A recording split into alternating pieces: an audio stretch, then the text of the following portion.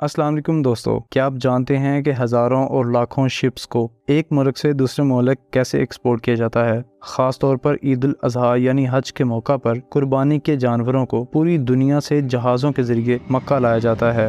नाज़रीन, आप में से बहुत से लोग इस बारे में ऑलरेडी जानते होंगे, लेकिन बहुत सारे लोग इस बात से बिल्कुल अनजान हैं कि जानवरों को भी हवाई जहाज़ों के ज़रिए एक्सपोर्ट किया जा सकता है। बहुत से बड़े बड़े फार्म हर साल लाखों की तादाद में जानवरों को दूसरे ममालिक में एक्सपोर्ट करते हैं। इसके साथ साथ इनको ईद के अलावा भी मीट, लेदर और फार्म्स बनाने के लिए भी इनको बहरी और हवाई जहाज़ों से भेजा जाता है। और आज मैं आपको कुछ ऐसे ही सफ़र पर लेके जाने वाला हूँ जहाँ से इन जानवरों को दूसरे ममालिक में एक्सपोर्ट किया जाता है। खास तौर पर ईद कुर्बान, यहाँ एक खास मैकेनिज्म के जरिए इन भेड़ों को ट्रक में लोड किया जा रहा है, जिसकी मदद से ये खुद ब खुद ट्रक में लोड हो रहे हैं। दुनिया के कोने कोने से भेड़ों को बड़े बड़े ट्रक्स में लोड करके जहाज़ों तक लाया जाता है। जैसा कि मैं आपको पहले ही बता चुका हूँ कि एक्सपोर्ट को दो रास्तों से किया जाता है, एक है बहरी और दूसरा है हवाई जहाज़ों के जरिए। देखते हैं कि कैसे 1000 भेड़ों को शिप में लोड किया जा रहा है। यहाँ बहरी जहाज़ पर भी एक मैकेनिज्म का इस्तेमाल किया जाता है, जिससे इन ट्रक्स को शिप में लोड किया जाता है। ट्रक के दरवाजे खोलते ही ये भेड़ें बहरी जहाज़ की तरफ जाना शुरू कर देती हैं। आपको बता दें कि ये जहाज़ 70,000 जानवरों को लेकर जाने की सलाहियत रखता है। शिप में लोड होने के बाद सबसे बड़ा मसला आता है इनके खाने पीने का, क्योंकि एक शिप में 1000 भेड़ों के खाने पीने का बंदोबस्त करना काफ़ी मुश्किल हो जाता है। लेकिन यहाँ पर इस काम को बड़े ही शानदार तरीके से किया जाता है। इनको खुश्क प्रोसेस्ड फूड दिया जाता है, जिससे इनमें तकसीम करना भी आसान हो जाता है। सब कुछ ठीक होने के बाद ये जहाज़ अपनी मंजिल की तरफ रवां दवां हो जाता है। तो नाज़रीन, अब हम बात करते हैं कि आखिर कैसे जानवरों को हवाई जहाज़ों के जरिए एक्सपोर्ट किया जाता है। यहाँ आपको कार्गो जहाज़ नज़र आ रहा है। ये दूसरा तरीका है जानवरों को एक्सपोर्ट करने का। बड़े बड़े कंटेनर्स में इनको लोड करके एयरपोर्ट तक लाया जाता है, जहाँ इन्हें एक लिफ्टर की मदद से जहाज़ में लोड कर दिया जाता है। और अगर ईद कुर्बान का मौका है तो इनको मक्का में एक्सपोर्ट किया जाता है, जहाँ पर इनको मक्का की बकर मंडी के अंदर फ़रोख्त किया जाता है। दोस्तों, सोमाली वो मुल्क है जहाँ सबसे ज़्यादा जानवर मक्का एक्सपोर्ट किए जाते हैं, क्योंकि पूरी दुनिया से लोग हज के लिए मक्का ज़रूर आते हैं। वो हज के बाद इनकी कुर्बानी करते हैं, जिनकी तादाद तकरीबन 30 लाख होती है। और आम दिनों में इन जानवरों की तादाद तो कम होती है, लेकिन इनको या तो मीट फैक्ट्री में भेजा जाता है या फिर फार्म्स में, जहां इनके दूध और इनसे हासिल होने वाले डिफरेंट अशिया को आगे बेचकर पैसा कमाया जाता है। तो चलिए आपको लेके चलते हैं इस फैक्ट्री में, जहां इनकी एडवांस टेक्नोलॉजी से मिल्किंग की जाती है। कुछ वक्त आराम करने के बाद इन्हें लाया जाता है एक मिल्किंग यूनिट में, जहां ये खुद ब खुद प्लेटफॉर्म पर चढ़ जाती हैं और अपने अपने चैम्बर में घुसकर चारा खाना शुरू कर देती हैं। जिसके बाद वर्कर्स फटाफट इनके थनों में एक ऑटोमेटिक मिल्क मशीन फिक्स कर देते हैं, जिसके बाद दूध धोने का अमल शुरू हो जाता है, जिसमें ये रोटेटिंग प्लेटफॉर्म जिसमें भेड़ें खड़ी होती हैं वो लगातार घूमता रहता है और दूध खुद ब खुद निकलता रहता है।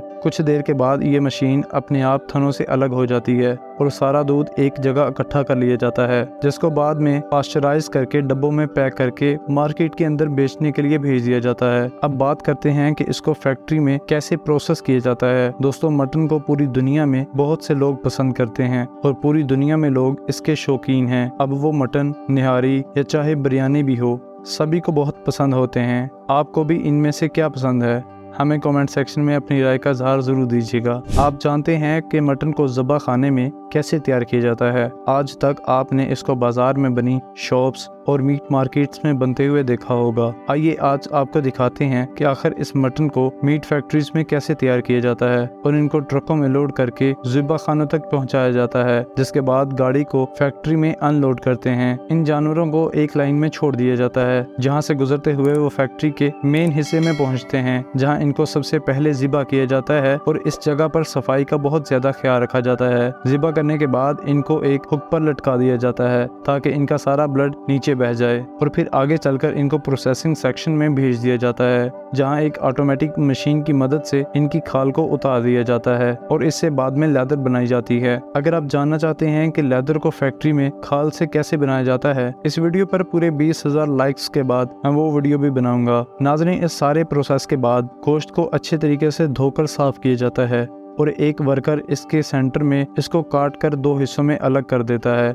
जिसके बाद इस गोश्त को अच्छी तरह से चेक कर लेने के बाद इस पर लेबल लगाकर आगे भेज दिया जाता है और दूसरे हिस्सों को भी साफ करके अलग अलग पैक किया जाता है और इन्हें अलग अलग ही सेल किया जाता है। जिसके बाद फैक्ट्री के दूसरे हिस्से में एक वर्कर इस मीट को मजीद काट कर छोटा कर देता है, जिसके बाद इनको ठंडा होने के लिए रख दिया जाता है और अब बारी आती है इनको साफ करके मजीद छोटे छोटे टुकड़ों में पैक करने की। फैक्ट्री के एक बहुत बड़े हिस्से में वर्कर्स इस काम को बड़ी ही नफासत के साथ करते हैं, जहां वो इनकी सफाई करते हैं और एक ऑटोमेटिक रोबोट इनको पैक भी कर देता है और साथ ही फैक्ट्री के एक दूसरे हिस्से में इसका कीमा और कबाब बनाकर पैक कर दिए जाते हैं। यूं गोश्त को फैक्ट्रीज के अंदर प्रोसेस किया जाता है। तो दोस्तों आज की वीडियो में सिर्फ यहीं तक। अगर आपने इस वीडियो को एंजॉय किया है, जो कि मुझे यकीन भी है कि आपने बिल्कुल किया होगा, तो कंजूसी किस बात की, एक लाइक तो बनता है। और इसी तरह की मजीद इंटरेस्टिंग वीडियोस देखने के लिए हमारे इस चैनल को सब्सक्राइब कर लें। दोस्तों इससे हटकर 80% दोस्त हमारे जो वीडियोस हमारी तो देखते हैं लेकिन हमारे चैनल सब्सक्राइब नहीं करते। एक्चुअली सब्सक्राइब करने से वीडियो सीधी फौरन आपके मोबाइल पर नोटिफिकेशन के साथ पहुंच जाएगी। आखिर तक वीडियो देखने का आप सबका बहुत शुक्रिया। आप सबको हमारी तरफ से एडवांस ईद मुबारक। इसी तरह की मजीद एक इंटरेस्टिंग वीडियो के साथ मिलते हैं, तब तक के लिए हमें इजाज़त दीजिएगा। अल्लाह हाफिज़।